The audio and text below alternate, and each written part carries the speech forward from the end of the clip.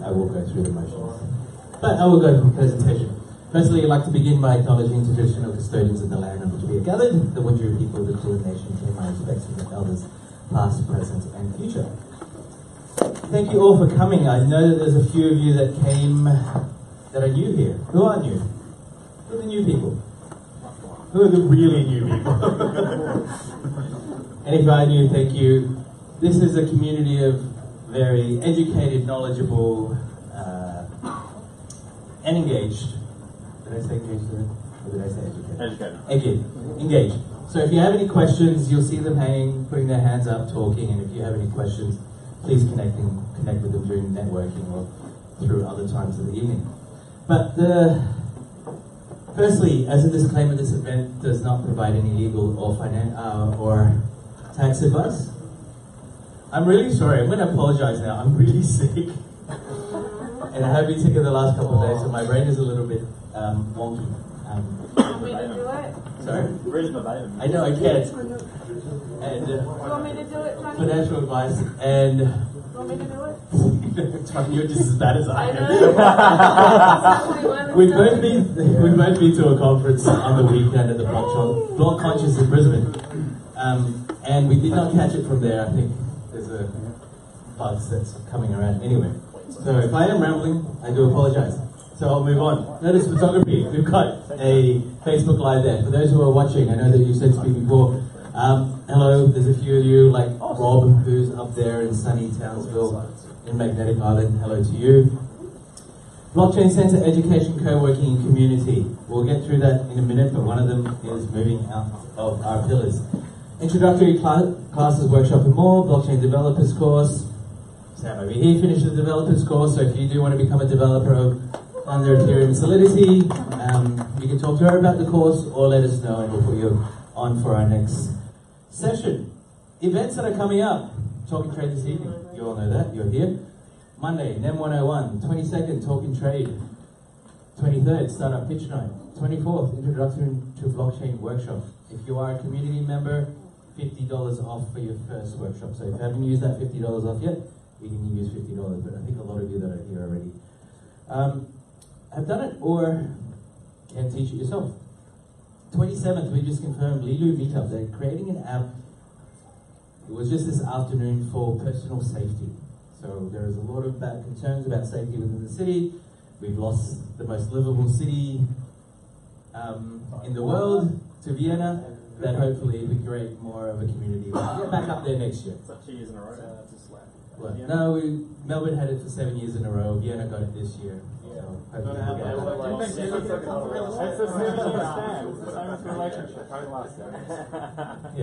There was a 7-year itch that happened in Melbourne. Yeah, exactly. But I think there was stability that was happening in Western Europe that allowed Vienna to overtake us. But let's all work together to get back up there again. And the 29th is going to be our last Talk and Trade here at 85 City Road. So sad, but exciting to see what's going to happen next and all the new events that we have and the great partnerships and the great space that we're going to have at Stone and Chalk. After the Talk and Trade, we're going to have Women in Blockchain with Katrina Donahue from Civic Ledger coming to talk. And then we will have a farewell 85 party after that. So please, if you're going to miss out on next week, make sure to come on the 29th and help us celebrate all the achievements that we've had in this space and be part of that community that's going to help us take it to the next stage of the development of Blockchain Center. On the 30th of August, we've got the Digital Innovation Festival that the Blockchain Center is taking part of. So there's 4 sessions throughout the day to curate space. Pitch Club, first session. Next one's Blockchain Ecosystem. There's a deep dive session that on the 3rd we haven't confirmed yet. And session 4, we've got Blockchain Impact. So blockchain startups, for the first session, we've got 10 blockchain startups that will be pitching. Blockchain Ecosystem, we've got a keynote from Akasha, Ms. Blockchain. And session 4, we've got Rosa Thompson, who will be talking about doing a keynote for Blockchain Impact. But we've got Chris Zhong from Microsoft, now Accenture, who's heading up the Blockchain Philanthropy Foundation. And other people, so have a look at our meetup in Eventbrite. It should be up live in the next couple of days. Co-working, as I said, that we are moving to Stone and Chalk, 3rd of September. A few of you have asked us already that whether the talking trade was here tonight. Hopefully it was one of you that got it and you are here. But the 3rd of September is our first day at Stone and Chalk. Just to help us with transition, we won't be having a talking trade on the 5th. We will come back for talking trade on the 12th. We will confirm parking. Luke, do you know some? Yeah, there's secure parking, and then after about 5:30 or 6, there's on-street parking for free. So we can send you all the information if you want to have a document. I think just don't talk about minimum amount of park. I just whispering. Doesn't seem to be really happening. All public transport and healthy environment. I can send you a document. For those that come here, I mean, Flinders Street is only one stop to, it's pretty much a 2-minute walk from Southern Cross Station. So very, very close. Actually, much closer than where we are to Flinders Street. So, 3rd of September. Find out more, check our website. We will put updates and all the different information about the move, but Eventbrite and Meetup as well. VIP community member, as I said earlier about the workshop, if you did want to have $50 off, for $50 you get VIP community membership. Block Engine, startups, incubator, we will start it again early next year. For more information, info@blockchaincenter.com.au. As a not-for-profit, we rely on the support of both you and the community, plus our corporate sponsors. So just thank you to Blockchain Global, ACX Digital, X, and IBM, and our newest global sponsor, which is Hawk Australia. Industry partners over there, social media, please follow us, please like us, please let us know what's happening with you.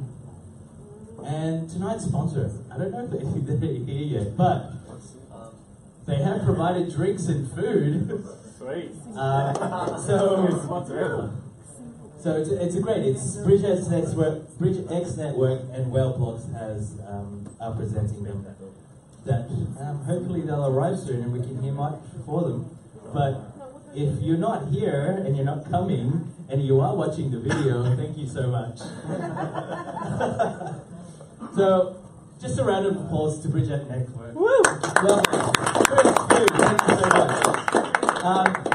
For those who don't know me, I'm John. I'm the Events and Incubation Manager here. We've got the General Manager, Karen Cohen, at the back over there. Woo! So ask us any questions if you want during the networking session. But for now, thank you so much, and I will pass it on to your moderator this evening. Anil, welcome. Everyone. So what we usually do is we use Slido. So you may have seen the references to Slido up there. So this week's code is TT 15th of August. And if you've got the Slido app installed, you can ask any questions you like, and we'll talk about it. Now, for those of you at TT15AUG, so 15th of August, talking trade 15th of August. Please don't, hesitate. Come fill up some of the seats at the front. Now, I did see we had 2 topics so far, but we'll wait until they're brought up. So, now actually, how many new faces were there here tonight? Who's been here before? Basically, yeah, all the faces I know, and there's a few new people. So, welcome. We usually have a bit of a mix of new questions from fresh faces, as well as some of the more experienced. Anybody who's new today, would you have a topic you would like to see discussed tonight? Going once, going twice? Nope. Then let's have a look. That works. Has the blockchain space lost its anarchist roots? Awesome. There's a topic. That's exciting. There's a topic. All right. So first and foremost, let's just see if we can split the room. Who thinks the blockchain space has lost its anarchist roots? Okay. 1, 2, 3, 4, 5. You're going to wrong me up. I don't want it to have. And who here thinks that the anarchism is still strong within the blockchain space?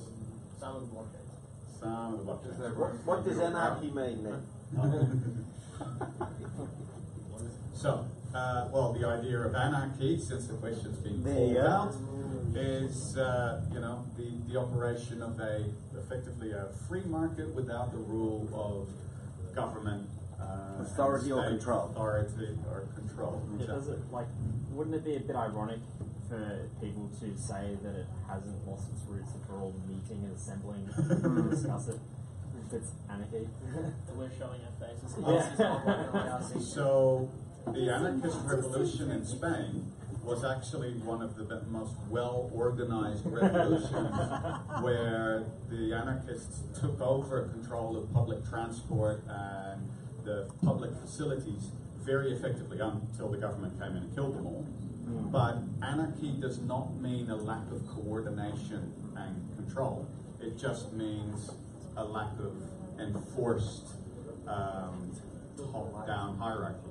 But don't you think that right now, everywhere you go, you can't move forward without the legal jurisdictions in all the countries around the world are basically preventing it, and the taxation, which is the big issue, certainly for Australia, are basically threatening jailing people if they don't declare it, which of course everyone's not doing. And surely that is the very fact that they're terrifying people, which is preventing people from getting into the market. I mean, we've seen nobody's willing to get into the market because it's not buoyant and there's so many regulations coming in place. It doesn't look like it'll even become stable until those regulations are in and everyone sees what they're going to do to the whole industry. Absolutely. There is lots and lots of regulation coming in. We also have people here within the audience who are very familiar with the privacy coins, with some of the privacy coins that are out there that are still a part of the market. Now, you have another question? Do you believe that there's any trickle-down effect of anarchy within the blockchain industry? A trickle-down effect of anarchy. I certainly think that a lot of people come for the money and stay for the ideals. Some come the other way around, come for the ideals, stay for the money. I'd like to have a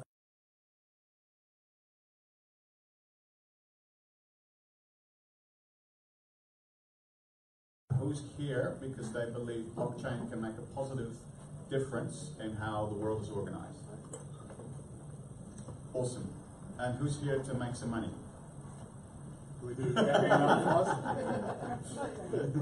not exclusive. All right. they're not mutually exclusive. Exactly. No, we don't make money. You sure won't stay in for too long. Not in the way things are today. In terms of the anarchism, we do have lots of regulations coming in. We have lots of rules. There are still, open source chains that are difficult to shut down. Yep. That's the point, Arnold. There's always been rules and regulations, but they're made to be broken. They are. And that's our challenge. If we stick together, there's always more of us than there are of them. If only we knew it, though. Yeah. Well, we just have to educate people that it's the way to do it. I get what little authority they have from us. This is to give them that authority, they have zero. I think it's more about that nobody wants to stick their head too far out to be the target for people. Certainly on a taxation level or any of those things, they're wanting to actually take somebody down. Aussies are very weak at the knees when it comes to authority. It comes from our roots, our convict roots. Fortunately, we have some Italians and some Greeks and some Chinese who are not quite so weak at the knees. I think that's a very fair comment. And a few others. We don't like to stick our head above the parapet here culturally, and we're certainly certainly a little bit hesitant about that. I also think that ultimately the space actually reflects the broader society, in that pure libertarians or pure anarchists are a small fringe.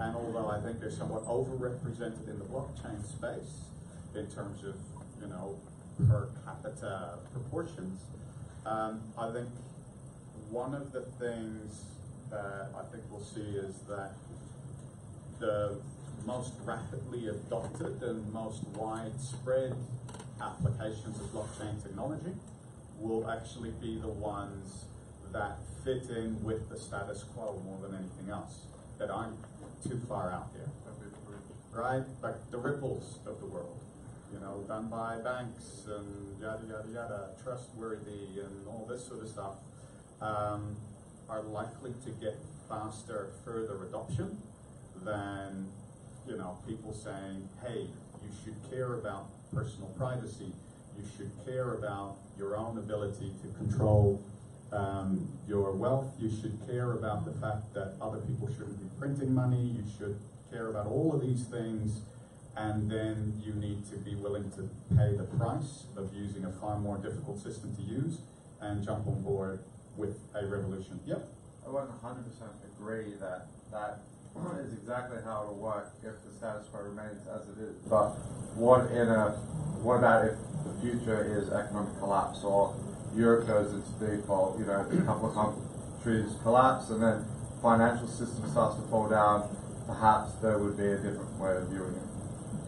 Yes, the way I see it, it's not about tearing down existing structures, it's about making sure alternatives are there for people to step onto. Right. And then, you know, as things happen, it will act as a counter-cyclical movement, right? The further down your local national currencies go, the higher up your alternatives end up going in response to that. Which is like what gold has always been. It's like, yep, similar place to gold. Yeah. Question is, can we have that for freedom and democracy as well as just a store of value? We have to see, you know, we'll actually have to see that play out. Show of hands. Is blockchain changing the world for the better today? Trying to. It will when it grows up. Okay. Somebody who's got their hand up, you want to give an example of the impact you think it is having? Depends where you are. Depends where you are. Yep. Say Venezuela, for example. Yeah. Puerto Rico. Yep. I think the blockchain is absolutely changing the world for the better right now. There are projects that allow people to donate cryptocurrency to people in countries that have currencies that are inflating away, particularly Venezuela. There's already many social benefits from cryptocurrency. It allows people to escape oppressive governments today. It allows people to escape collapsing currencies today. And it allows people to bypass draconian money regulations today, right now. It's the ultimate solution to censorship. There are content creators that are being censored on the internet right now that are able to get their voice out and be heard and earn money on decentralized social media that was not possible even 2 years ago. It's absolutely changing the world for the better right now. Beautiful. To take the complete opposite side, and whether you agree this is good in the long term or not, that's up for debate. But banks are more threatened than they've ever been. You see them reducing ATM fees. You see you can do instant transactions within Australia now. That is internationally even. Yep, it's actually an American experiment that some of the banks are running effectively within Australia primarily. But that is one, a response to blockchain, and two, actually using blockchain. I think one of the greatest things we can have is an honest alternative to banks that forces them to stay in line. Have the fees come down? I haven't noticed. If you use PayID or it's free to transact. It's got a lot of limitations. There are lots of very fast, international, very cheap remittance. It's replacing SWIFT.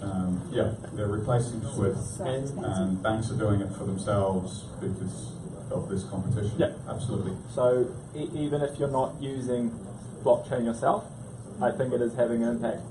The worry is that, okay, if banks take everything that there are advantages in this space dies away, then what's their incentive to stay honest tomorrow? But yeah, like for me and my industry, being able to send international transactions instantly with low fees is game changing.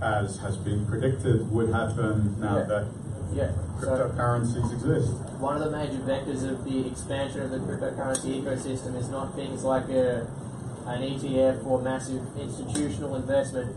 One of the major cases for cryptocurrency growing organically is that it will absorb every failing currency, because now it's not a matter of our currency fails, therefore we have to install a new government, default on the debt, do this, do that. It's just the currency dies and they move to the new technological alternative, which is cryptocurrency. It's like a technological leapfrog effect where countries that don't have advanced banking infrastructure are able to skip the entire banking paradigm and move straight to cryptocurrency the same way people skip desktop computers and went straight to mobile. We're seeing the same sort of effect. So let's have a look in terms of the anarchism in the room. Who here would like this to happen to the Australian dollar?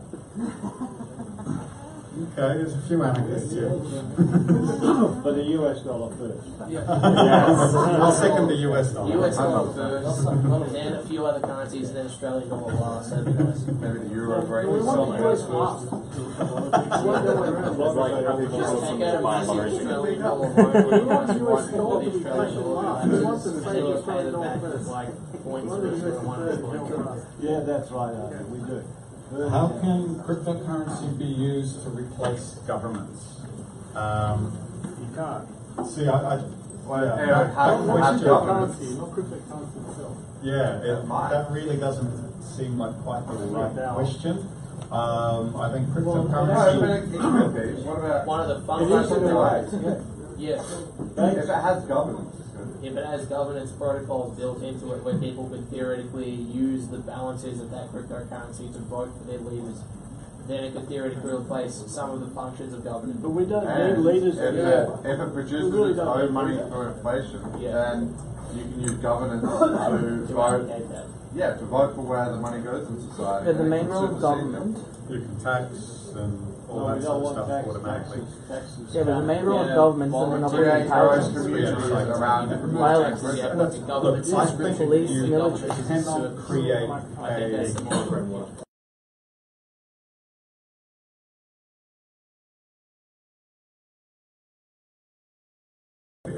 And what's more, I actually think you need to account for both the on-chain and off-chain.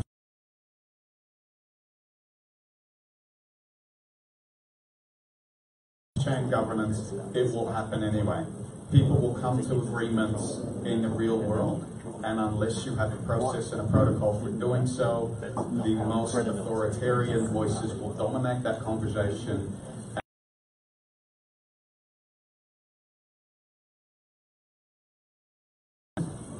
That's why you need both the on and off chain.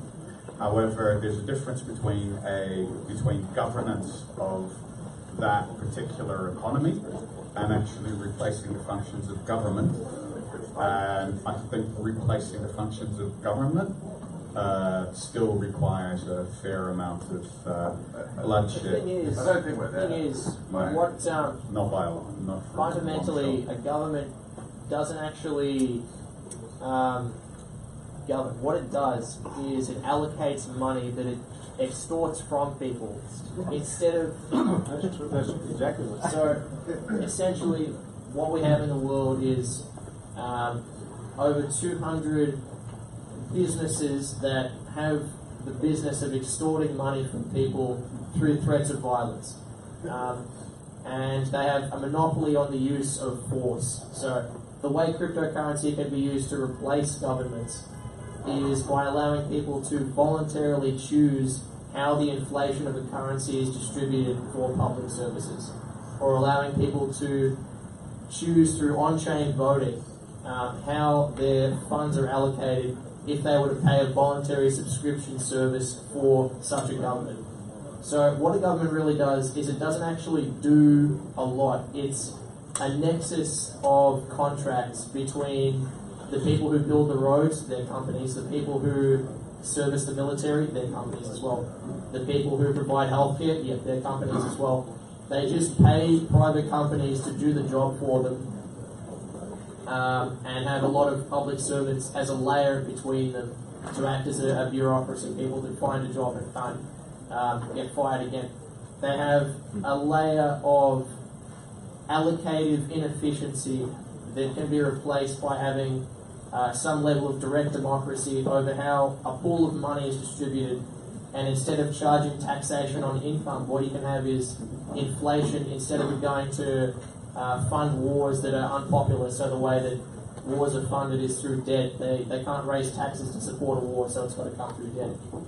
The way cryptocurrency replaces government is by having people who would normally be making the decisions on behalf of others elected through on-chain mechanisms and allocated with direct democratic proposals for how to allocate that money on a regular basis. It's a start. It's definitely a start. I'm a big fan of, I believe in the limitations of voting processes and being able to scale those up.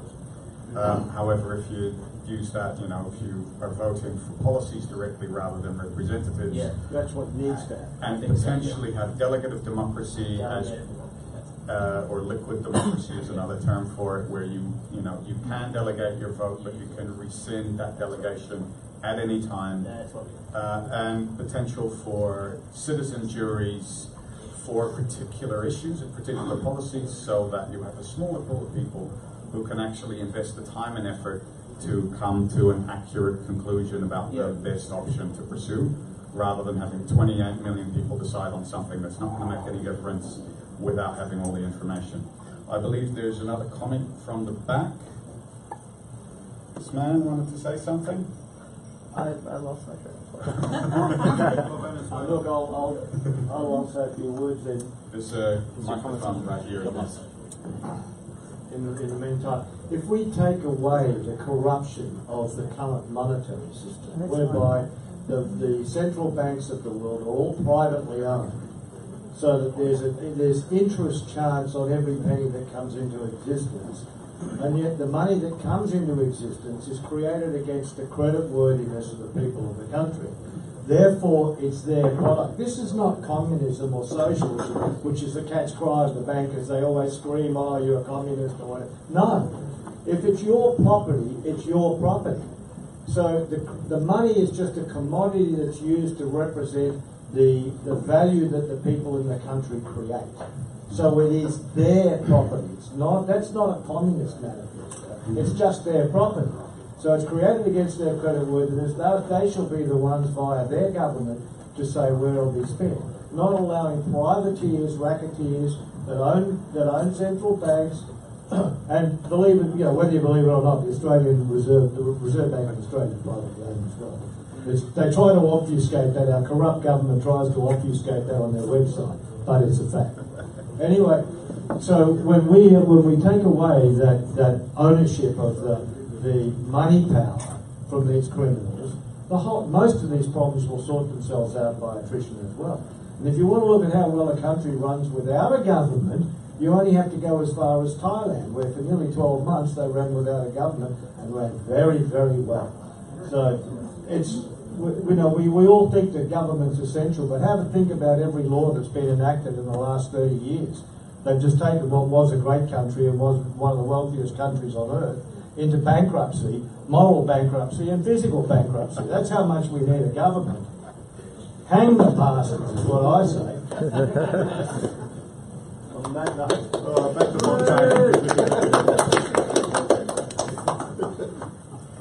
Oh, we've got another comment from the back. I think there's a danger in trying to I think there's a big danger in trying to replicate the governance with code and crypto, because I think we're very mature in the space to be doing that. It'll be very easily gained by those with the power or the funds. Look what's happening with EOS. Yes. At the moment, the blockchain space is very mature in terms of governance. To be honest, I don't believe we have any speaking privileges on the subject until we are seen to be able to create governance systems with at least the same level of sophistication as our current institutions, right? Sophistication doesn't mean equal levels of corruption. It means, you know, having the equal maturity and the equal decentralization, really, because our current institutions are incredibly resistant to change. And I'm very thankful for that, because there's a lot of people making a lot of changes already generally for the worse. Yeah, the problem with governance is sophistication. That's the problem. It has to be very simplified so the average person is able to decide properly. Like if you place too many if, buts, maybes and conditions on governance, then only the smartest work out the best game. Right? So if it's sophisticated, it's too complex for the average person. Even in normal governance that we have right now, the whole reason it's gained by people who understand it the most. Yep.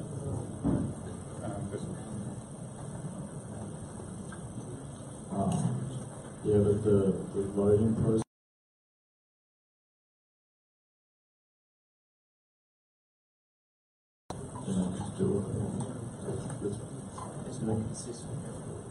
Yeah, I mean, the bail-in laws that were passed recently with almost no one in Parliament is an example of how to game that system from the inside. Same as the creation of the Fed in the US, almost no one in Parliament, in Congress. Yeah. Yep, and having to change the name from a central bank because they knew that was going to be unpopular. All right, so in terms of replacing governments, I think replacing national currencies is a lot easier, and that would be step one, and then figuring out how to have different governance layers and allowing the allocation of funds to investment in infrastructure projects through mechanisms we've described. It is a very long road to travel, but I think it's more a case of setting up alternatives, and then at such a time that they are called on to rise and actually, you know, take control of anything, that they're available for that sort of thing. Anyone going to Singapore Consensus or know anything worth knowing about it? I certainly, I'm not planning to go, and I don't know anything worth knowing. Is that? Yeah. So don't stay at the Marina Bay Sands. Don't stay at the Marina Bay Sands. Visit it. Visit it. It's gorgeous. The area is lovely. Yeah, pool on the roof. Pool on the roof. You've got the mall inside the waterfront and everything. Yeah, that's the only thing worth knowing about Singapore. Singapore's all right. Singapore's great. It's lovely. It's just the whole country is the size of Brisbane. Yeah. Yeah. It's not huge. Quick to get around. I think I'll skip the iPhone tracker question. Jamaica Stock Exchange going to list crypto assets. Let's all go to Jamaica. So anyone here registered a company in Jamaica to run an ICO from? No? Not yet. Not yet? Are you putting your hand up on it? So, okay, I hadn't actually heard about that one. Mostly I've just been hearing about... You ever heard of the JSE? The JSE? What's the best place to do an ICO? Actually, that's probably an interesting question to put out to everyone. Yeah. So, just shout out a couple of countries you've heard that are good for running ICOs. Anyone got any favorites? Malta's popular. Australia? No. Liechtenstein? Yeah. Cyprus? And we have the best security token definition in the world. And I shit you not, 90% of security, well, the thing is, if you do a security token, you can't get taxed because it's actually a capital raise, right? So 90% of future tokens will be security tokens. I agree. A high percentage. Yeah. Definitely a high percentage of future. Well, the thing is, you can't get taxed on capital raising. Listed companies and unlisted companies have raised it raise millions of dollars, and obviously because they've raised millions of dollars, those millions go to fund the business. And if the company makes a loss and it loses a lot of money, then it has all these tax credits, but it doesn't get taxed on capital raising. How much is it going to increase your legals to go down that path with it? Or What are the requirements to make a security jurisdiction? I would invite everybody to speak to Kenny from Agile Legal. He's a global sponsor of the Blockchain Center, and he will be able to register your ICO project in 8 jurisdictions around the world, depending on your flavor, right? It's more marketing than anything, really, because if you're raising anything sub $5 million, the government really cannot be bothered going after you. And I think that Sam raises a good point. When you sell what's the best jurisdiction, you really need to look at the criteria. So if you look at the best jurisdiction for doing something really dodgy and hiding, there's a few of those going around. That's the marketing specifically. If you look at the best jurisdiction to actually have, as Sam says, marketing is looking like you're doing something legitimate, you probably do want to be in a proper jurisdiction. To say you're an ICO from Australia, you're probably going to raise double as say you're an ICO from the Cayman Islands. So there's a lot of criteria that goes into it. Someone said taxes. You need to be consistent with your arguments. If you say wholeheartedly, this is not a security, this is a product, I am selling my product, that doesn't exist, let's just ignore that for a moment. If you're selling a product, you're going to get taxed GST as anyone else selling a product, and you're going to get taxed income tax because you're selling a product. If you're raising 45 million to build a company, saying that you pre-sold your product, I mean, this has to be something pretty good. So there has to be consistency of arguments. The regulators are often not stupid, but kind of catching up with technology. So there's a bit of a interaction going on. And I do think that the main criteria now is how clear the legislation is. Regardless of what you're trying to do, you just need to know which laws apply to you. Once you do it, it's very personal, but you need to know that they're not going to come after you. Because we've seen a lot of people, we never know in Australia because they come after you retrospectively. Yeah, correct. If there's no clarification, if the laws are not clear, you run that risk, and that's when you want to go overseas. It's also not the market here. People just go, who's Australia? So, I have to chime in, right? Blockchain Global would not be a global blockchain technology powerhouse if we didn't receive funding.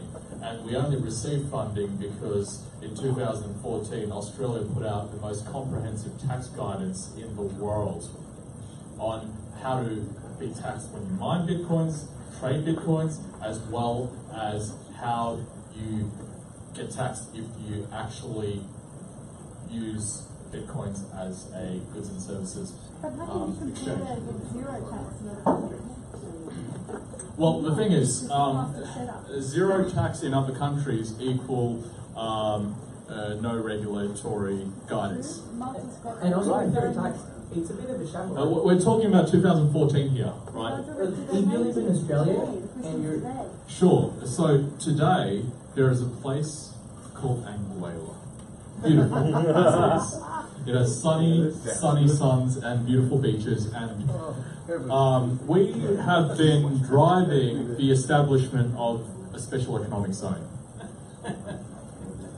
for not only ICOs, exchanges, but it will be the fiat gateway to crypto gateway for the entire world. It's building our own crypto nation. Oh yeah, and it is, feel free. No, I'm not asking you to challenge it because it's in the news, right? Feel free to visit Anguilla and see for yourself. Is it a real place or it's gonna?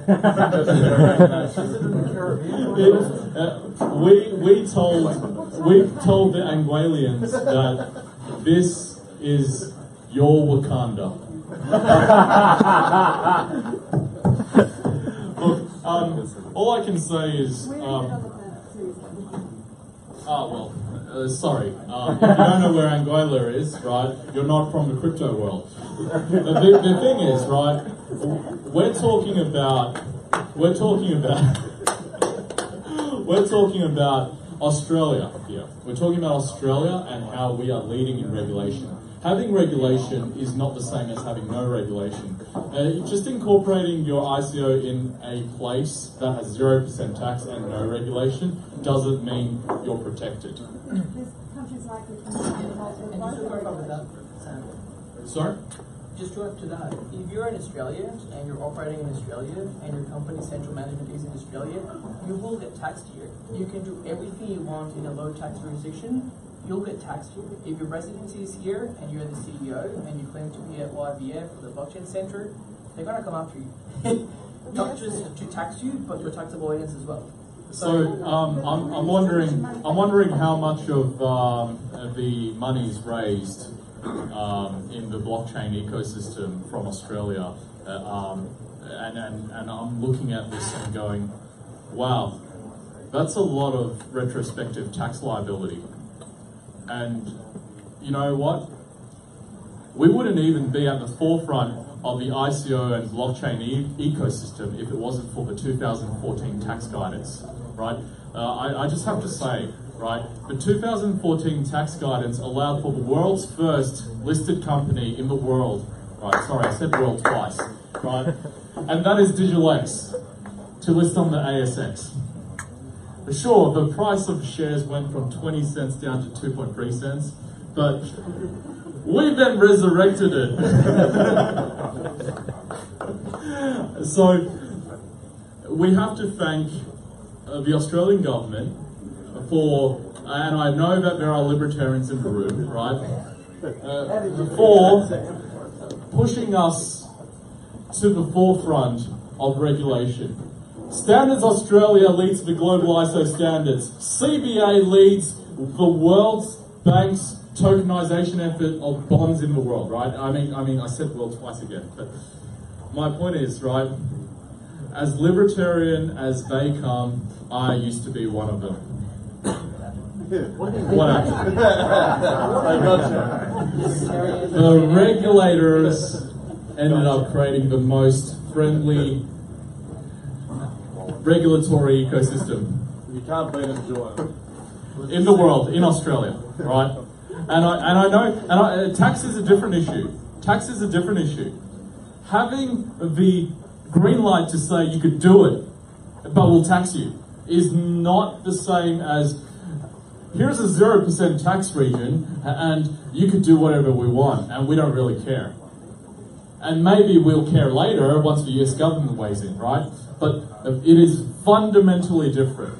We're a country of over 25 million people and we have a beautiful nation to look after. And tax is a part of this ecosystem. That's and the ATO story, Sam, not our story. As an individual, you're going to get taxed no matter what. That's not really what we're talking about. We're talking about a jurisdiction that allows for an entity to actually do stuff without incredibly strict regulations. And I think that what you're saying is not my experience talking to a number of Australian businesses that have gone down this path. And they say that the taxation laws are incredibly vague. They're trying to be incredibly compliant and they're not easy to understand. There's nothing easy about them at all. So I think a country that says we'll tax you at the highest rate in the world first, and they're not actually really giving you any legal protection, yet they're saying, oh yeah, we'll do this wonderful thing, is not really any different than a country that gives you zero tax and a wishy-washy regulation system, because obviously nobody really knows where they stand for that. Australia has the clearest regulatory ecosystem when it comes to defining security tokens and utility tokens. These companies that you're referencing that have done ICOs in Australia as Australians, right, they're just fucked, right? Because they've gone down this path and realized, oh shit, I have tax liabilities. And I didn't speak to a lawyer before I actually did this ICO. That's not what I'm saying at all. But look, that's fine. High horse about it. I'm just saying my experience. Sure. Talking to people around the world in different situations. Sure. People that are operating businesses. It's not as clear as you're saying. Let's not bash Australian regulators because they have tried very hard, and we have tried very hard to drive this industry forward with them. I know that's not the libertarian line that people want to hear, but unfortunately, until we move the world's wealth into crypto, we need to first put up this face, this poker face, right?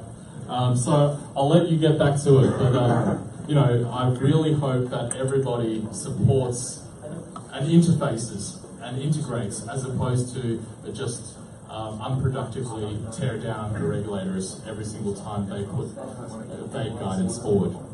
Just out of curiosity, has anyone here heard about what's happening in Puerto Rico? Yeah. Isn't that near Anguilla? We suspect Anguilla is swimming nearby. But just a brief summary for people that haven't heard. Puerto Rico has really... Could you just put your closer to the microphone? Hello? Yes. Hey. Yeah, so Puerto Rico passed a series of very attractive tax incentives. Basically, if you're rich, they want you there. Arrangement between mainland and Puerto Rico, you don't pay tax in the US if you're in Puerto Rico.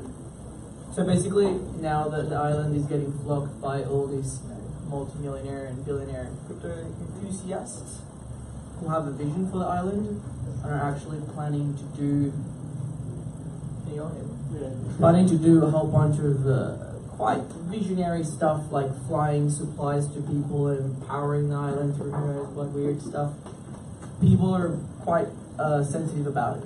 They're not quite welcoming to all these flocks of people, and yeah, it's interesting to see how the incentives are working as intended, zero tax, and the industry is popping up as intended, crypto leading visionary, and the locals are not very happy. So yeah, if you guys have any thoughts about that, or even Anouk, you're very wise. Not that you guys are not, but probably because the money's not flowing back to the locals. It's just a whole bunch of rich people moving there to avoid tax and setting up their own communities and doing their own. That's what the government intended. They said, pay no tax and we'll be your servants. They're actually why spending tens of millions rebuilding the community after the hurricane. But are they actually? Yeah. Well, that's what the pushback is. Well, that was supposed to be the plan in some of the jurisdictions in the US that allowed casinos, but it didn't happen. The ghettos got worse. Oh yeah. Well, yeah, casinos we can probably talk about another day, but Puerto Rico specifically with crypto money, and especially the low tax jurisdiction. But is it have they started the redevelopment, or is it just a bunch of really rich people moving there to avoid tax and setting up their own communities, and the outside local community is not benefiting, and that's why they're not lacking? Building a singular university, they'll build a whole bunch of actual infrastructure to push their vision, which is high tech, we can do better. You become the best version of yourselves. And the locals in the midst of hovers, and no electricity, and hovers, and no support from the actual federal government US. Sure. They're all in favour of the zero tax anyway. No argument. Well, and of course, you know, the question is, with that development, how much of it is ultimately set up to extract more money from there? And I think, you know, if you're a local who can't afford to go to a university, then you're not likely to see that as being necessarily a positive addition.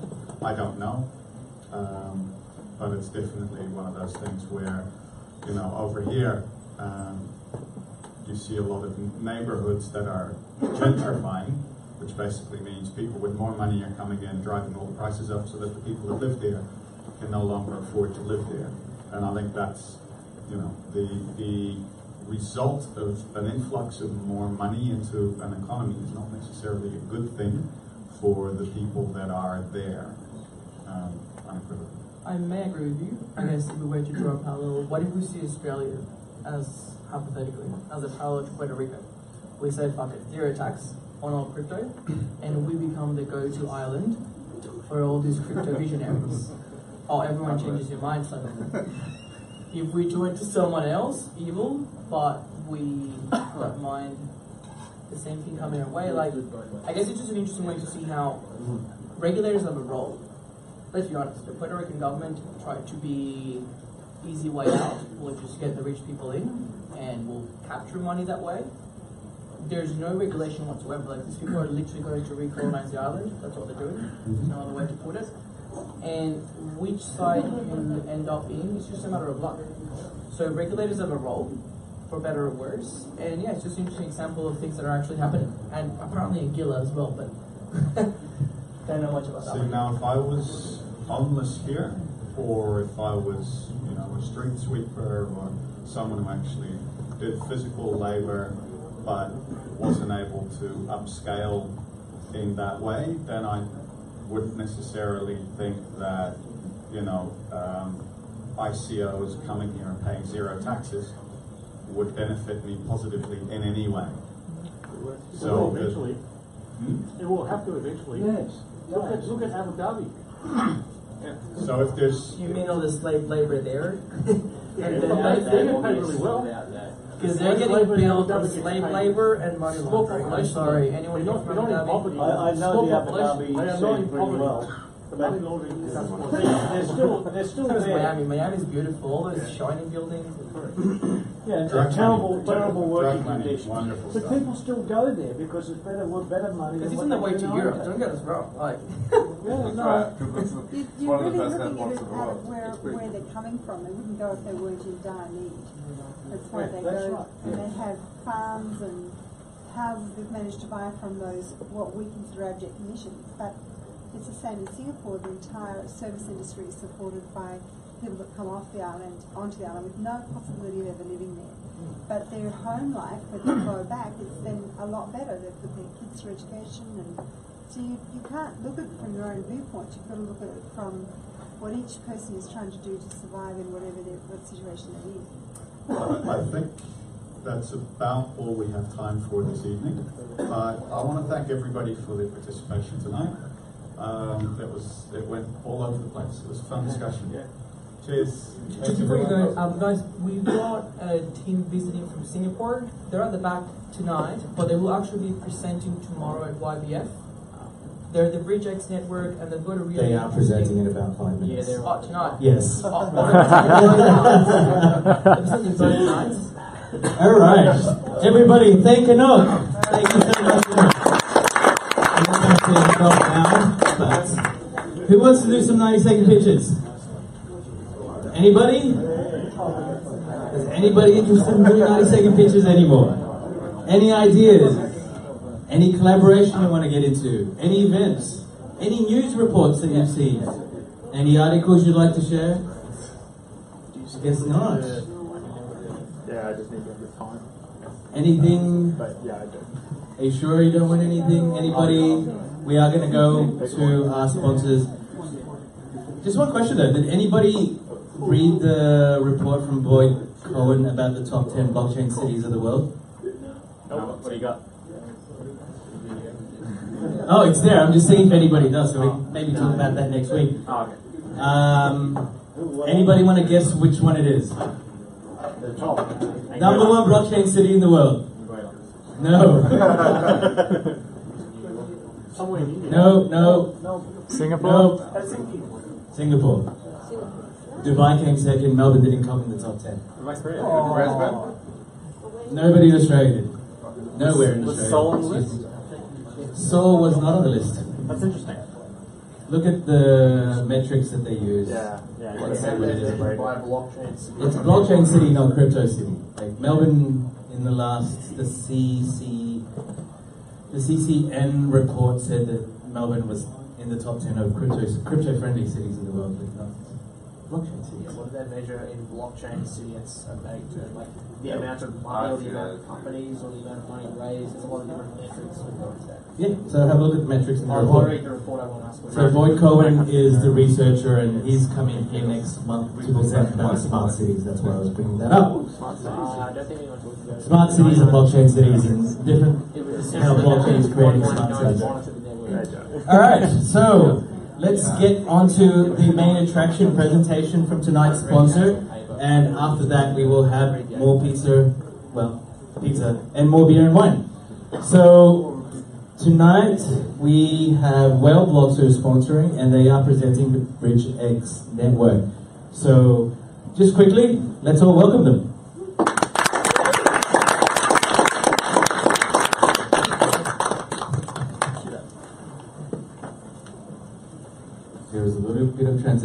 once we have to get the PowerPoint up.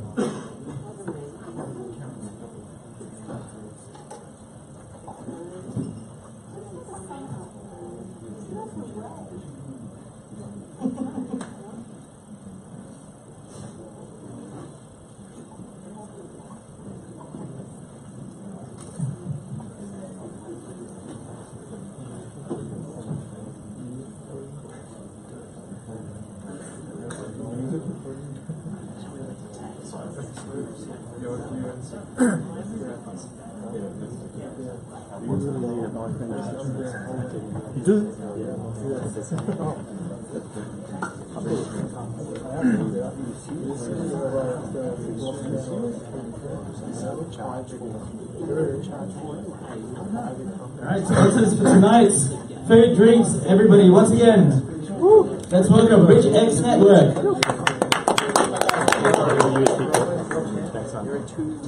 I'll give it back.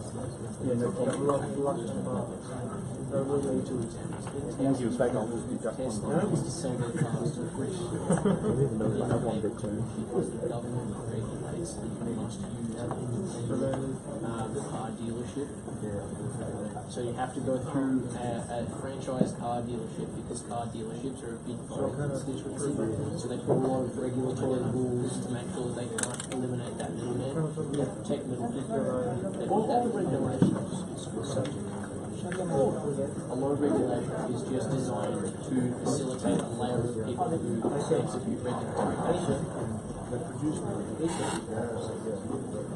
The people that you pay to comply with the law otherwise you go to jail. Alright, hi guys. It's nice to be here. We just came from Sydney and we were doing a meetup there as well. So I'm the CMO of Bridgex Network. Just a little bit about myself. I actually came from a legal background before moving into finance as a prop trader. And then I went back to my family business for 2 years and handled the whole gamut of operations, HR, marketing, and now I'm coming on board at Bridgex Network as a founder and the CMO.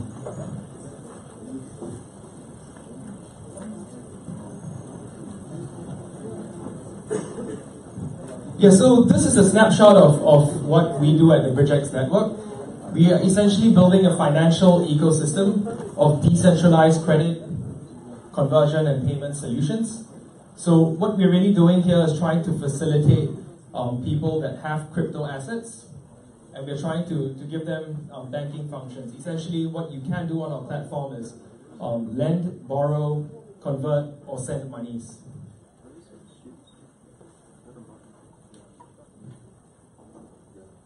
So over here, we are trying to address two big problems that people in the crypto space have in a single platform. The first problem is actually access to the traditional world of fiat.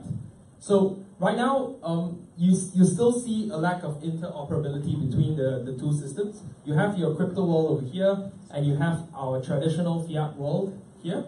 And there are some bridges at the moment, but you still see a big divide between these two worlds. And secondly, it still remains very cumbersome and very expensive to be making conversions and payments through traditional flows. Secondly, for people in the crypto space, we're trying to also address their access to affordable or democratic credit. This is because cryptocurrencies still remain an unrecognized asset. So I think you guys must be familiar that if you guys own equities or gold, or you have a property, you can actually use that as valid security to a bank to access a loan. But for people with an increasing amount of wealth that's going to crypto assets, they aren't able to put cryptos as valid security. So that's where we actually come in. Cryptocurrency holders are unable to leverage on their crypto assets as collateral to unlock liquidity in the fiat space for their immediate needs.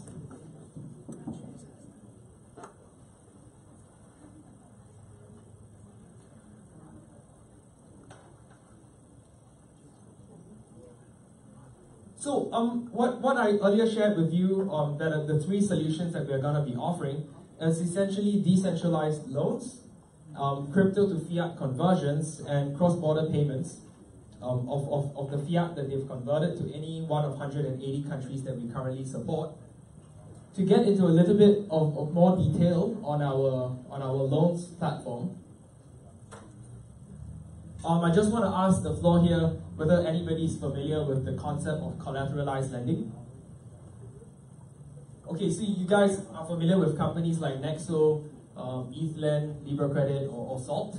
Salt, yeah. Yeah. So essentially, the what we're doing in the loan space is quite similar. It's a crypto-to-crypto loans marketplace.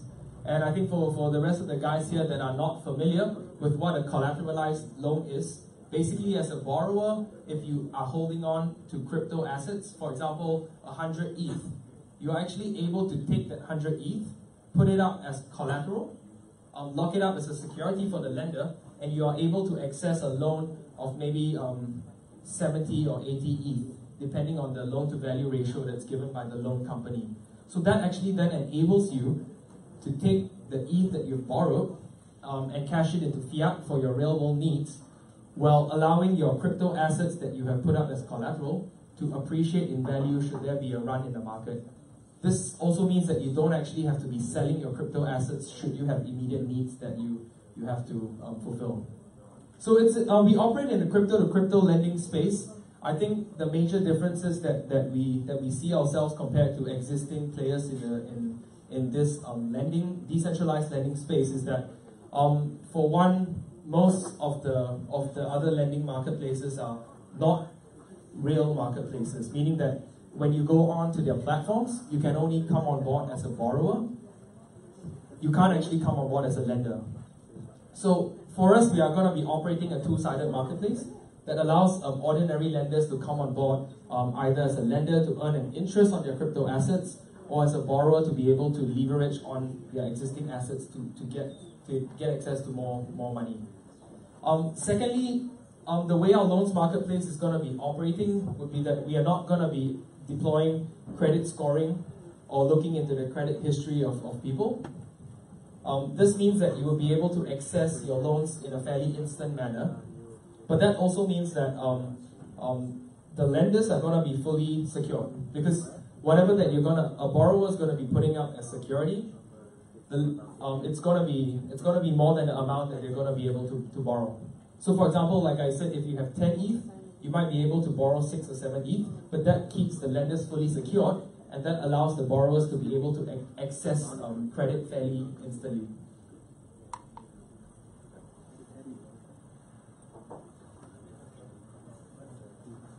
So moving on to the other aspect of our business, what we are really doing here in the loan side of our business is completely decentralized. This means that you're really looking at smart contracts that are going to be governing the entire process of the loan once the loan is matched between the lender and borrower. But we are also complementing what we are doing in the decentralized space with centralized solutions of FX conversions and cross-border payments.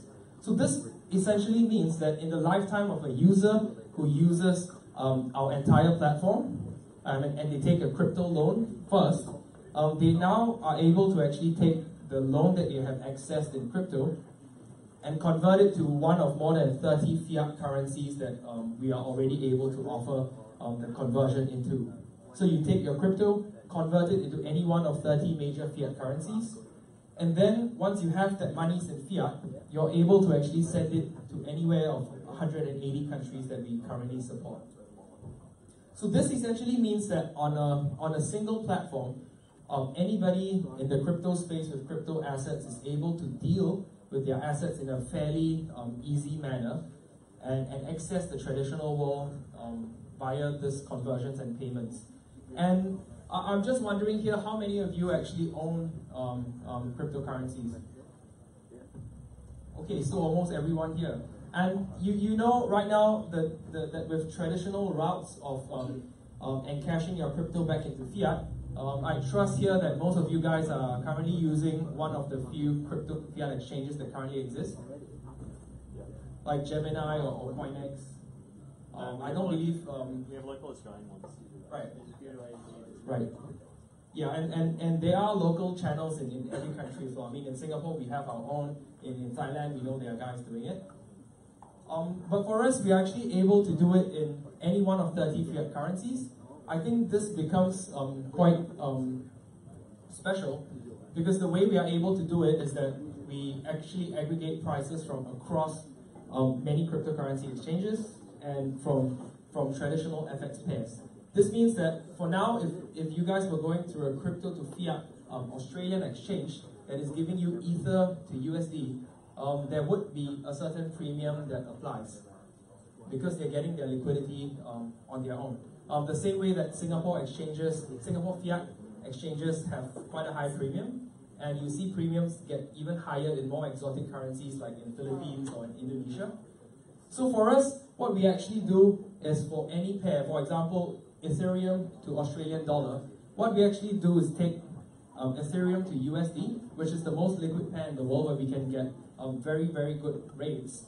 And then we actually take a USD to Australian dollar pair. So over here, we are looking at traditional FX liquidity providers. Over here, we're looking at crypto to fiat providers that can give us an Ether to USD rate. We actually make these two pairs and offer you guys in real time the best rate across Ethereum to AUD. Meaning that at any one point in time, if you guys were to access a platform like Gemini or Coinex or your local Australian exchange, we believe that we will be able to give you a much better rate. And that applies across the many currencies that we are able to already do. Would there be an additional fee with that because you're using FX aggregators? Yeah, so I think since we are on this topic of aggregators, maybe allow us to share with you what we have been doing prior to the Projects Network. We already have an established fintech company called WhaleBlocks Technologies. We have been operating in Singapore for the past 2.5 years, and we've been doing FX conversions and cross-border payments. So as a fintech company, we've already obtained our licenses in 3 countries, Singapore, Indonesia, and Hong Kong. And that actually allows us to already access very competitive FX pairs, currency pairs. So in addition to what we already have here, aggregating pairs from the crypto world simply involves just plugging in via backend API. And we don't see actually any competitors in the space now having this because we already come from conversions and payments, and we actually have our licenses in 3 countries. So any one of the licenses actually allow us to do this. We can do it out of Singapore, or Hong Kong, or Indonesia. It's all KYC then, isn't it? Yeah. So I'll get to KYC and compliance slightly later. So once you've got your Ethereum to AUD, presumably if you were a company in Australia, that you were a crypto company in Australia or you were a small business, and you needed to now send payments to maybe 5 of your service providers around the world. So you have your developers in Indonesia, your PR company in Australia, and maybe a marketing guy working for you in Germany. You'd be able to give us a standing order now that you want to send a specific amount of AUD to. You can give us a standing order to send this AUD and break it up into 30 payments in 30 different countries, and we'd be able to send those payments out to bank accounts in those countries. So this is, sorry? No, it's not by Ripple. So I think we don't see ourselves competing with Ripple. I think Ripple deals with banking infrastructure. Yeah. No. Yeah, so the reason why we are able to do this is because we already have our licenses. I think back to this gentleman's question about KYC and compliance, if you look at us as a licensed entity and a crypto entity, we are actually going to be operating on a back-to-back basis. This means that as a crypto entity with Projects Network and our licensed entity in WhaleBlocks Technologies, we are actually able to deploy unified KYC or AML and compliance across the 2 companies. So this is something quite unique because on both ends of the spectrum, you don't actually see many traditional players wanting to risk their licenses by working with crypto companies.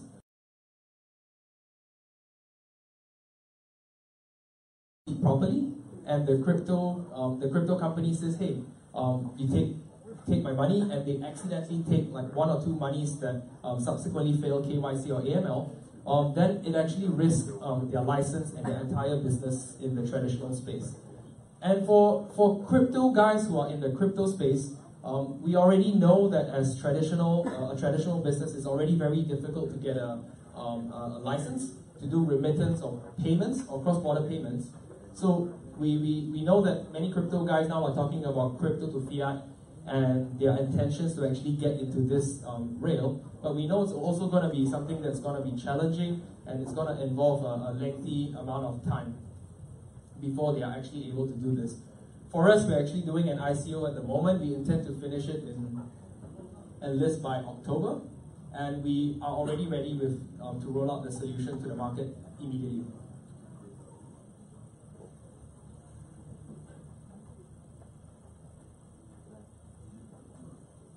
So over here, the kind of users that we're actually able to target fall into three very broad categories. You're looking at the average guy in the crypto space now. So you're looking at individuals that are able to come on board as lenders and borrowers. You're looking at long-term investors who want to hold on to their crypto assets but access fiat for their real-time needs. You're looking at day traders as well that are going to be able to do margin trading or short the markets. We are also going to be able to help many companies in the crypto space. So the whole gamut of companies ranging from miners to crypto exchanges and successfully ICO'd companies or wallets to help them and offer them any one of the financial services that we provide. So I think to get into this a little bit deeper, I'm going to give you two examples of how a company in the crypto space can use us. So coming to the point of ICO companies, an ICO company who has just raised maybe 20,000 ETH, they would be having to do some cash management with their ETH.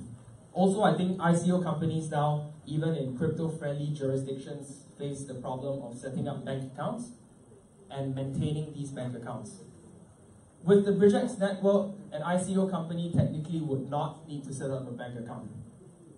Because what they would be doing is saying that I have 20,000 ETH, I have to pay my salaries, my service providers every month in 50 countries around the world. So they're going to tell BridgeX Network, hey, I have 1,000 ETH now.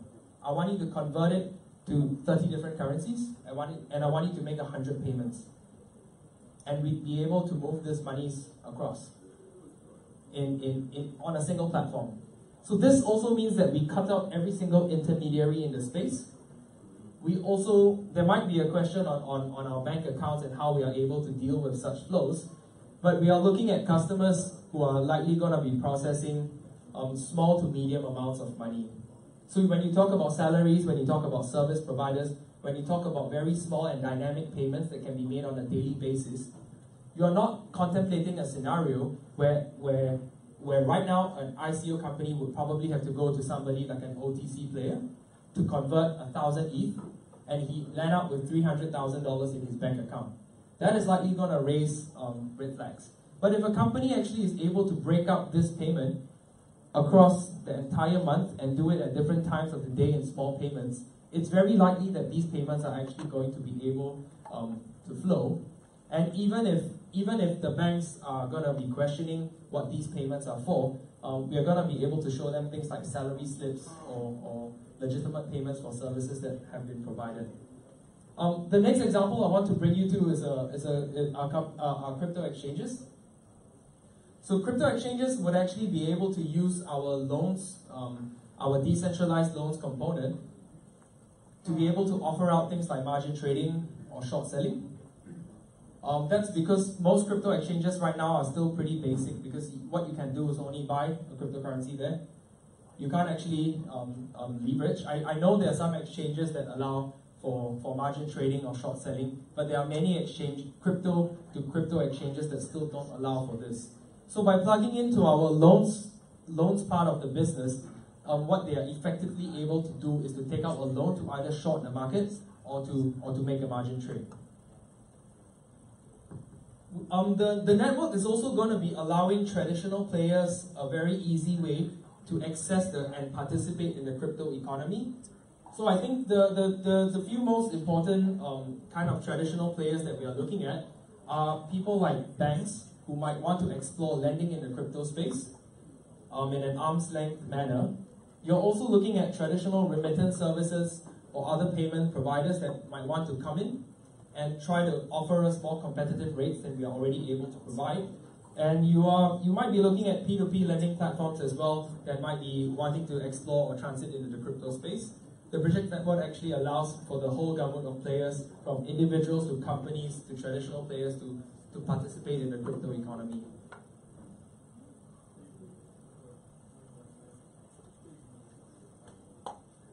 So for us as well, in terms of our go-to-market strategy, we are looking at both B2B and B2C customer acquisition. We are also looking at adopting partnerships in both the crypto and the traditional space. So the Bridgex network, because it's been designed to be to incorporate as many people and as many players as possible, it's really open-ended as to the variation of partnerships that we are able to do. And to give you guys some updates on like traditional players who have already signed up with the Bridgex network, we're looking at BCA Bank, who's Southeast Asia's largest lender and one of Indonesia's biggest banks. They're going to be coming on board the Bridgex network to be offering liquidity in the loans space. So you already see a very big player like a bank wanting to explore crypto lending, because I think the interest rates that are going in the crypto space are far more lucrative than what the traditional space is giving them.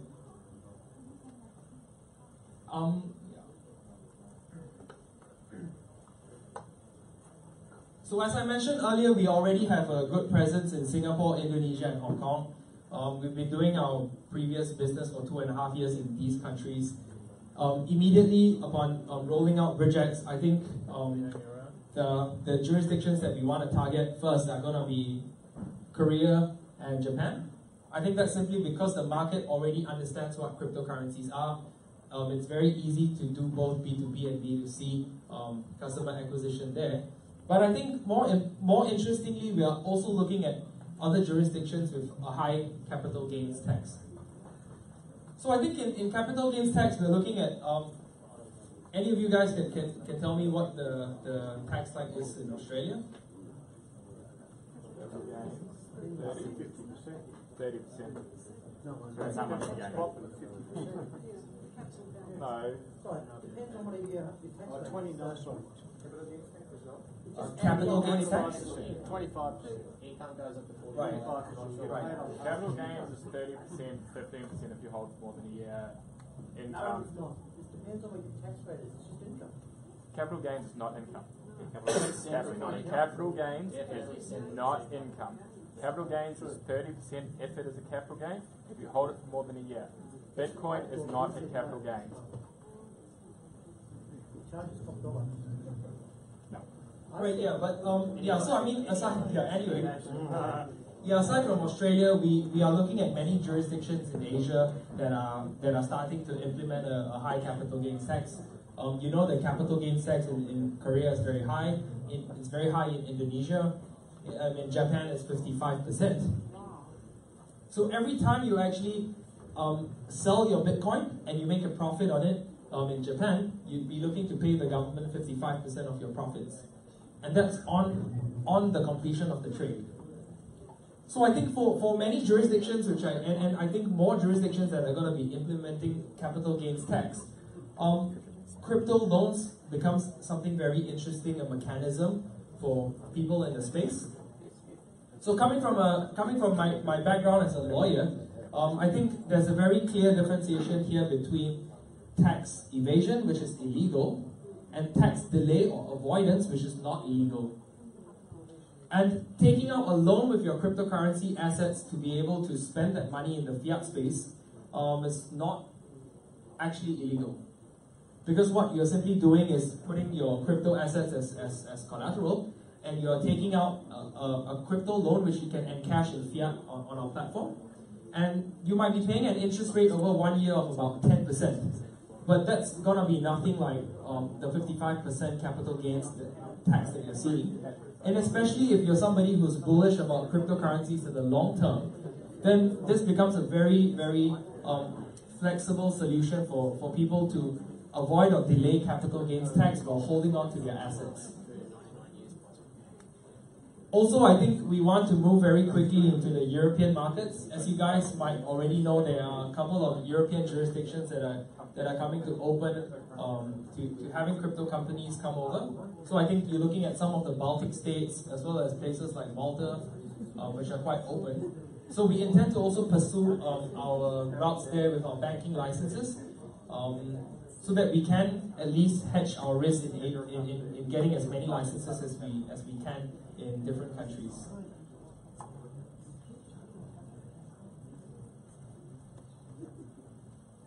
So I think to sum up what we have as compared to all competitors, I've already mentioned to you guys that we are a two-sided loans marketplace, and that we are able to offer out fairly instant loans because we don't go into credit scoring or history. So this is what I mentioned earlier about the loans marketplace. You see the big players like ePlan, Salt, Nexo, and Libra Credit. Maybe I should step aside.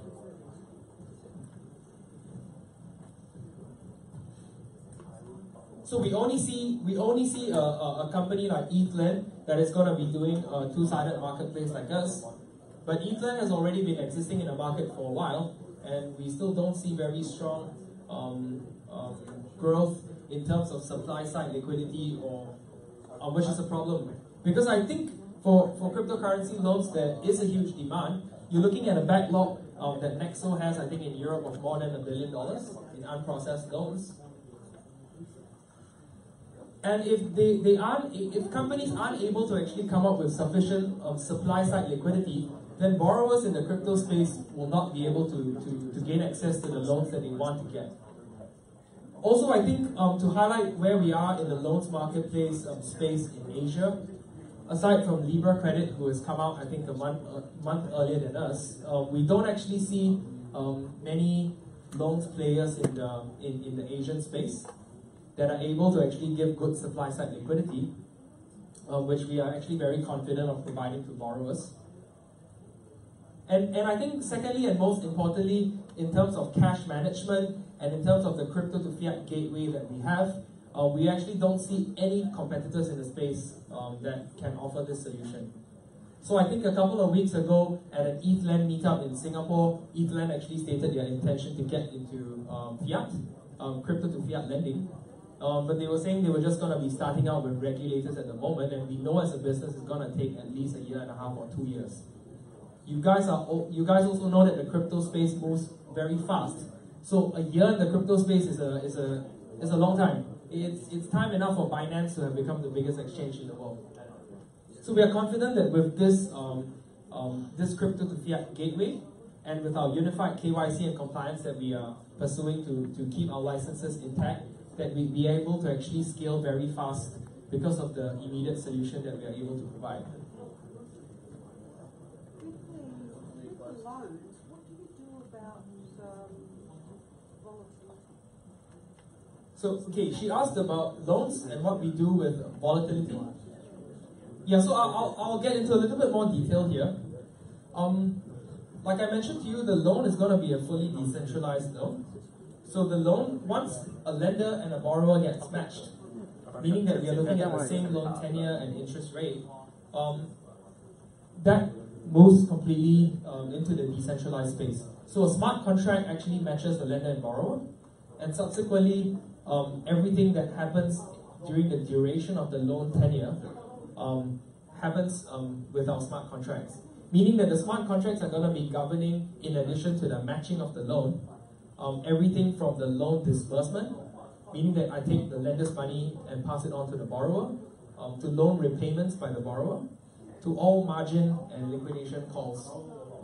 Should I understand how that works, but if I put up 100 ETH and I'm loaned money on 70 ETH, and then the ETH drops in price because it's bouncing up and down, I've all of a sudden only got 1/3 of what I had when I started. Yeah, sure. So I think in the crypto space, we are still looking at very volatile markets. But customers are actually able to actually specify in their loan application the kind of risk appetite that they will be able to take. So in terms of a loan to value ratio, meaning as a borrower, if I had 10 ETH, I could specify that I want to borrow maybe a maximum of 5 or maximum of 6.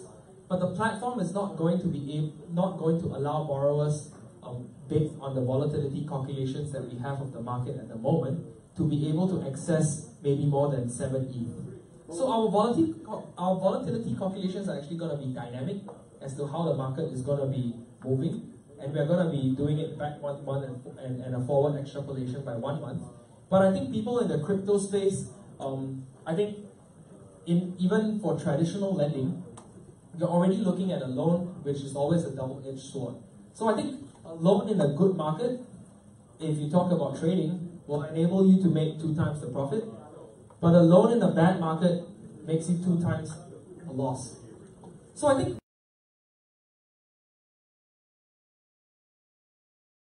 about my portfolio and what's going on at the moment. But people who are going to now, I think it's only going to be people who are going to be very familiar with and comfortable with the volatility in the space that are going to be now taking this extra step into the world of credit. But at the end of the day, as a platform, we can only advise you guys on a dynamic basis how much of a loan that you should be taking. We will give you a maximum cap. So maybe in this current market, for every 10 ETH that you're putting up as security, I'll tell you as a platform that you can borrow maybe a maximum of 7. But borrowers are able to borrow less if they don't feel their risk appetite is going to be there. And obviously, once that goes into the decentralized space, then if the loan has to be called on or there are margin or liquidation calls, we definitely give the borrower ample time to actually respond. But I think, back to your question, if there's a black swan event that actually occurs, then I think similarly in equities market, I don't think anybody will be able to foresee. If you're talking about a loan in Ether and a collateral in Ether, it doesn't matter. Yeah. It's not like borrowing US dollars and paying back in Australian dollars. Sure. So I think for loans also, we plan to roll out both crypto-pegged loans and fiat-pegged loans. Because that gives complete flexibility to traders. You're actually able to hedge your position, margin trade, short sell, or you could do it by crypto to crypto. Yes. Yeah.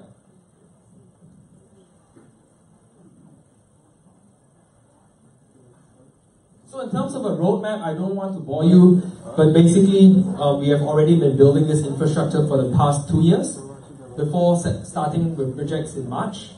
And from March to now, we have been readying our existing infrastructure in FX conversions and cross-border payments to be ready to do that element of crypto to fiat aggregation, so that we can offer out FX and cross-border payments to the market. Subsequently, once we are done with that module of the crypto to fiat gateway, we are then going to be pushing out our loans marketplace.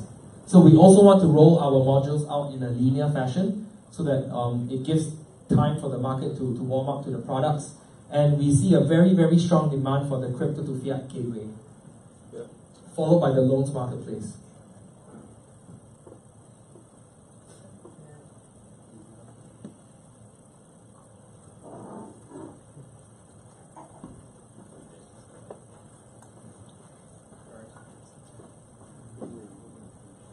Yeah, so with regards to, I think, token, the use for tokens, I think in summary, you have to use the project's token to be able to access the functions on our platform. If you're going to be holding a sufficient amount of tokens, that also allows you to access premium membership tiers. We are able to gain access to lower interest rates or fees on our platform. Also, if you are going to be using the project's token as a lending asset or collateral, that actually gives you access to zero fee borrowing and lending. So that is essentially what we have on a platform level. But on an enterprise solution level, we are also going to be able to open sourcing our technology that will allow players in the space to be able to plug and play into our system, and they would have to be paying us in project tokens in terms of service fees. So we allow you to use our technology for free, but whatever fees that are going to be accrued, you have to pay us in Bridgex tokens. So I think that comes back to my example of a crypto to crypto exchange that now wants to become a crypto to fiat exchange, or a crypto to crypto exchange that now wants to offer out margin trading or short selling. They'd be able to access our loans marketplace on backend API for free, but any transaction that goes through that has a processing fee, they would have to pay us in Bridgex tokens.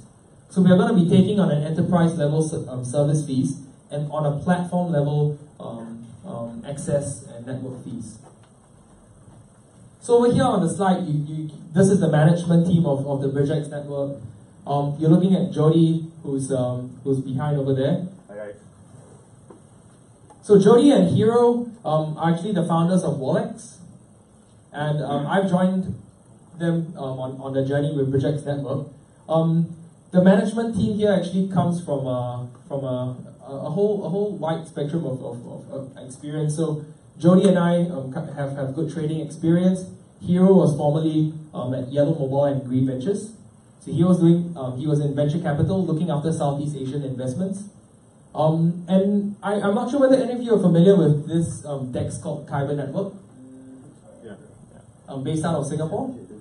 So our CTO is coming from Kyber Network. He was actually the guy that built out Kyber Network's trading platform. So he comes on board full-time with us and he's ended his engagement with Kyber.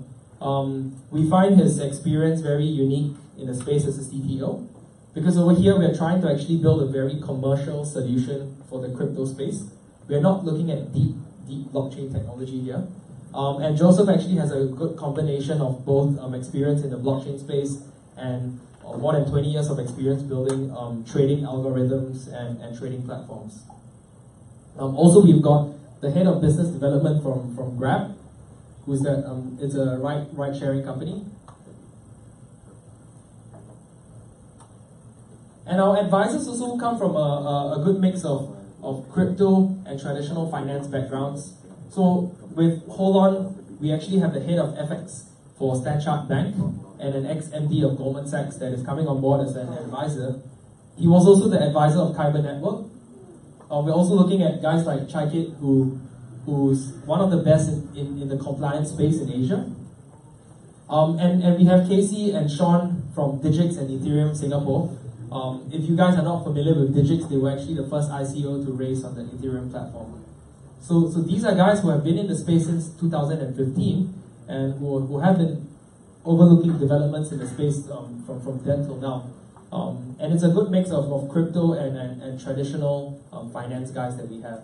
We also have the managing director of QCP Capital, which is a market maker and trading company. And some other advisors on the Chinese side, like Dongpo and Zhuling, who are ex-FPG guys. If you guys are familiar at all with FPG, it's a fund. So FPG is a fund.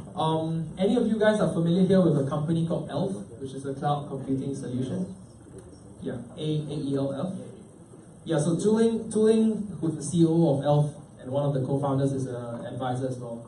Yeah, I mean we just decided to keep the page short. Yeah, so I've come to the end of the presentation. If you guys have any questions, please feel free.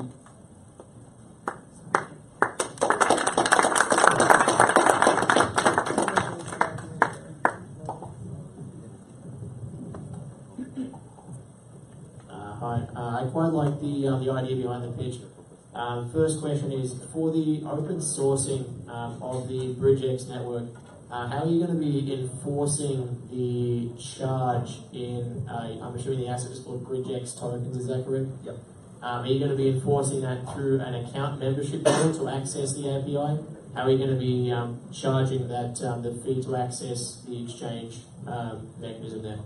Right, so I think the simplest example would be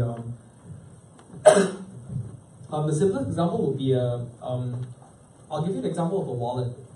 So if you're familiar with a wallet like IM Token, I'm going to do that one myself. Yeah, IM Token is Ethereum's the largest Ethereum wallet in the world. They do about 10% of all Ethereum transactions. So we are actually in talks with IM Token to be partnering them. Right now, they're actually a crypto wallet. they actually want to offer fiat to their customers. So they already have more than 6 million active users. And right now, if you go on to their wallet app, you're actually only going to be able to see your crypto balances. If they onboard us as a fiat ramp, what then becomes on the screen, you'll actually be able to see crypto balances and you be able to see fiat balances. So how that works is that right now on the front end of a wallet user, the wallet users just see IAM token that is offering up crypto and fiat. But if the user is actually processing any amounts of this fiat, let's say they are taking this fiat right now and they're sending it to somewhere, there are going to be fees that are going to be accrued on IAM token. So IAM token might, let's say, take $1 in terms of fees. We're going to likely be doing a profit sharing model, whereby IAM token is going to be taking 30 or 40%, and we're going to be taking 60%.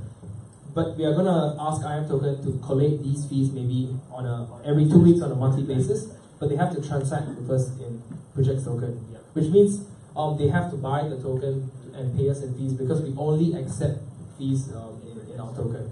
Yeah, so that's a good answer. Second question is, will you be utilizing any buy and burn mechanisms on the Projects token to transfer revenue to the asset holders, or is it purely a utility token based on speculation of the market volume?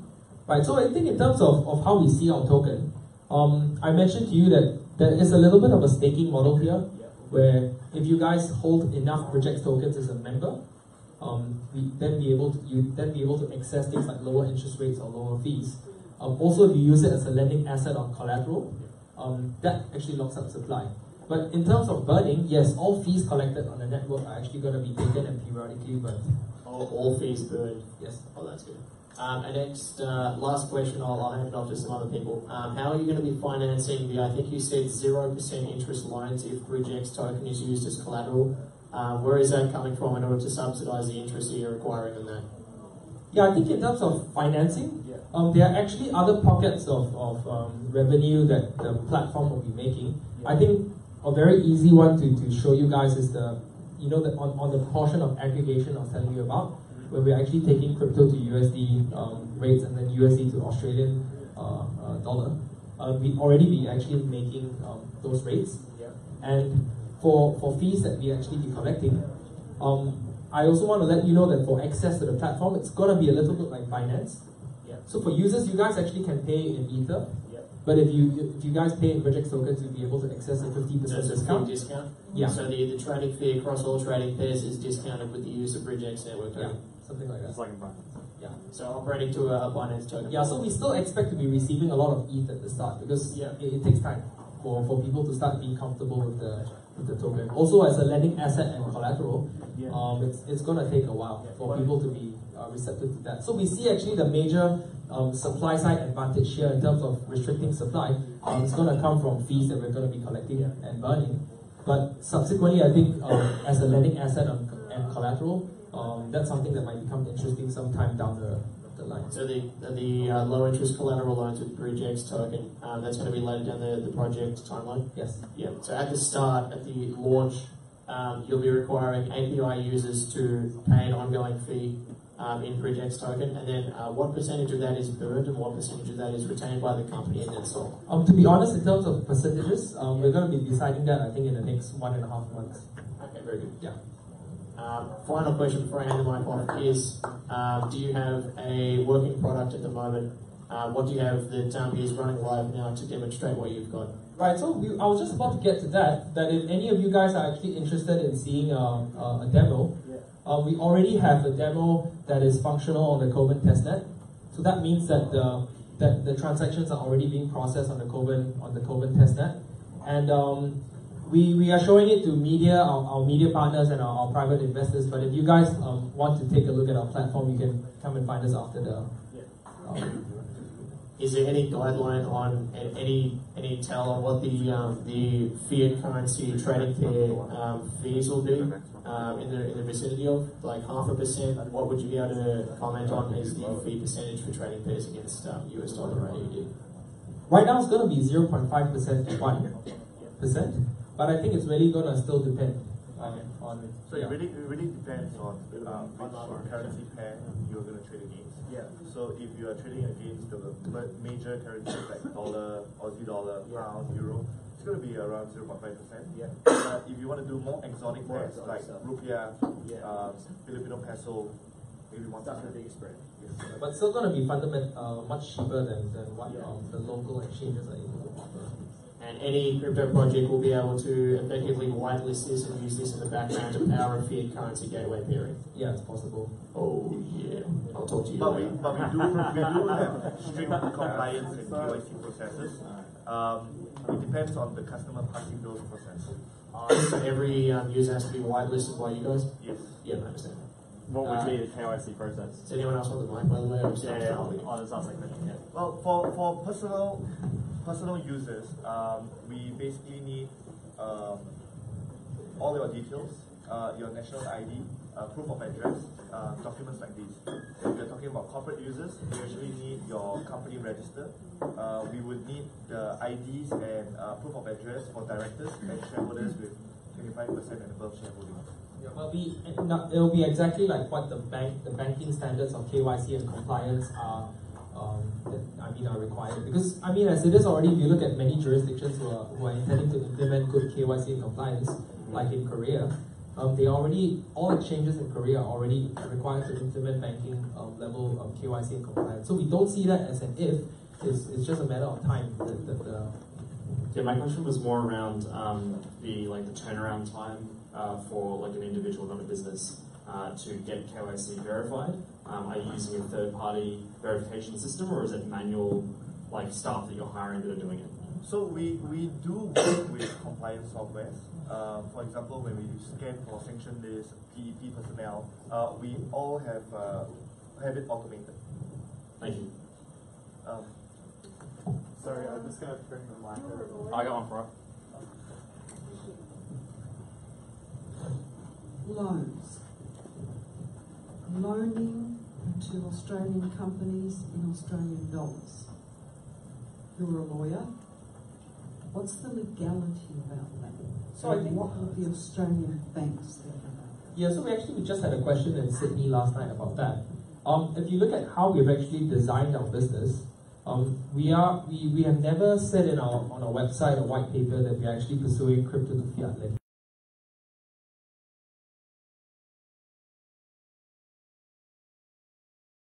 In our modules, the loans marketplace is actually very strictly a crypto to crypto loans marketplace. So when you are lending and borrowing in cryptocurrencies, this is actually lending that is completely unregulated. I know lending is actually a very regulated thing in every country if you're talking about fiat. So lending to consumers have very different laws to lending to businesses. But because you're talking about crypto to crypto loans over here, at this point in time, I think globally around the world, regulations still haven't touched the space. And secondly, if you look at our crypto to fiat gateway, that's actually a separate module where we actually allow the customers to decide if they want to take the loan that they've got in crypto and cash it into fiat. And that's going to be operating like any other crypto to fiat gateway like Gemini or Coinex, where you then be taking your cryptocurrencies and putting it out into fiat. But what we won't actually be doing immediately on the loans marketplace is to actually be taking your cryptocurrencies and issuing you Australian dollar. So having checked with our lawyers in Singapore, we know that this is an effective way to actually split it up. Yeah.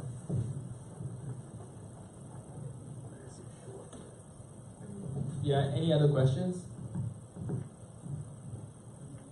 When does your token offering start? Right. So in terms of our token sale, we're still in the private round. You can join us in our Telegram group. Just search for Bridgex Network. It's on the back of our shirts. So it's Bridgex Network. Yeah, but we're going to be announcing our public sale date soon. As you know, with the current market conditions, it's not likely. Most ICOs are going to be doing a fully private round. For us, we're thinking of doing a very small private public round because we want those users that are coming on board from the public to also become our first users, consumer users of the network. So we are likely going to be doing a very small public round, and you can stay tuned for announcements. To drive liquidity on your exchange, will you be having a differential fee model between maker and taker transactions? So you're talking about the crypto to fiat part? On all of your pairs, so fiat to crypto and crypto to crypto, will you be having a maker-taker fee model or the same fee for both sides? So when we talk about the crypto to fiat conversions, we're actually pulling them. Firstly, the FX pairs from the interbank market. Secondly, the crypto pairs from the crypto exchanges. So it will not be an exchange where you can put limit orders. There will not be a maker. You are simply just taker. Oh, okay, so there's we want to like a simplify spread pricing. Yeah, okay. Yep. So there's no order book. So we will quote you a price. Yeah, okay. If you're happy with it, okay. And then your exchange does it at the back end, you make spread. Exactly. Yeah, so this is different because you see exchanges right now, they can only offer you liquidity, and an exchange only comes from your order book. Yeah. But for us, liquidity actually comes from the aggregation of every order book in the market. You have access to, and every FX order book you have access to, so you can bypass the AUD premium. Yeah. So I do want to point out that we are not an exchange. We are a service provider, right? If you have needs, you need to send money overseas, we can help you there. But we are not an exchange. Okay. You're not an exchange. In that sense, in the order book, there's no order book, no limit orders, no stop losses, no graphs, or public graphs. No graphs, okay. Can you do it as fast as Ripple? For us, for liquid currency pairs, we are actually able to, but we are able to do a same day transfer. Same day. For liquid enough currencies. Not 4 seconds. No, not at that level. Because it's a centralized exchange that operates by on a database of its own. It'll be faster than X-Rapid's transactions because it'll be exchanged between their own accounts. For crypto at least.